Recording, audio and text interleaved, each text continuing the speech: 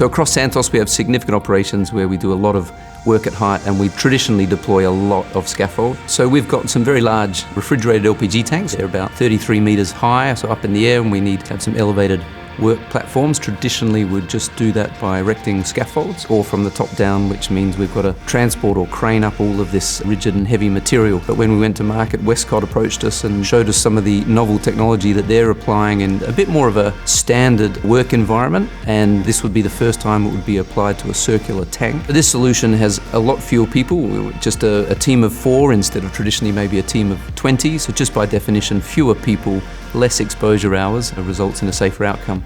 And this job on this one tank was executed with a flawless safety record.